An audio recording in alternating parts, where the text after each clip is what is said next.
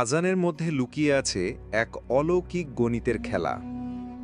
আজানের প্রতিটি শব্দ, অক্ষর এবং তার পেছনের বার্তাগুলো যেন এক একটি নিদর্শন। এই তথ্যগুলো জানলে আপনি বিস্মিত হবেন এবং আল্লাহর উপর আপনার ঈমান আরও দৃঢ় হবে ইনশাআল্লাহ। আজানের শুরু ও শেষ। আজানের প্রথম শব্দ আল্লাহু আকবার, অর্থাৎ আল্লাহ মহান। আবার আজানের শেষ শব্দ আল্লাহ। এর মাধ্যমে বোঝা যায় আল্লাহই শুরু, আল্লাহই শেষ। সূরা হাদীদের ৩ নম্বর আয়াত। তিনি আদি, তিনি অন্ত। কুরআনে আজান শব্দটি ৫ বার। পবিত্র কুরআনে আজান শব্দটি এসেছে মোট ৫ বার। আর আমাদের দৈনিক ফরজ নামাজেও ৫ ওয়াক্ত। এ যেন কুরআনের সাথে নামাজের এক অপূর্ব মিল।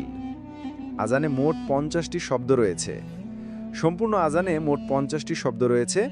আবার মিরাজে আল্লাহ ইনিশিয়ালি ৫০ ওয়াক্ত নামাজ ফরজ করেছিলেন, পরে তা কমিয়ে ৫ ওয়াক্ত করা হয়। তবুও সহি হাদিস অনুযায়ী ৫ ওয়াক্ত নামাজ আদায় করলে ৫০ ওয়াক্তের সওয়াব দেওয়া হয়। আজানে আছে ১৭টি ভিন্ন অক্ষর। পুরো আজানের ১৭টি আলাদা হরফ বা অক্ষর ব্যবহার হয়েছে। প্রতিদিনের ফরজ নামাজের রাকাত সংখ্যাও ১৭। ২ ফজর, ৪ জোহর, ৪ আসর, ৩ মাগরিব এবং ৪ এশা যোগ করলে ১৭ রাকাত। আজানের সবচেয়ে বেশি ব্যবহৃত শব্দ আল্লাহ।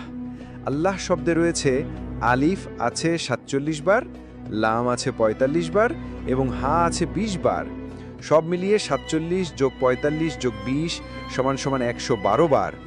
এবং কুরআনের ১১২ নম্বর সূরা হলো সূরা ইখলাস, যেখানে আল্লাহ নিজের পরিচয় দিয়েছেন কুল হুয়াল্লাহু আহাদ।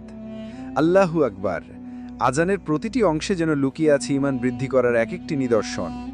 আসুন আমরা এই নিদর্শনগুলো উপলব্ধি করি এবং আরও আন্তরিকতার সাথে নামাজ আদায় করি। ভিডিওটি ভালো লাগলে বন্ধুদের কাছে শেয়ার করুন এবং সবাইকে ধন্যবাদ।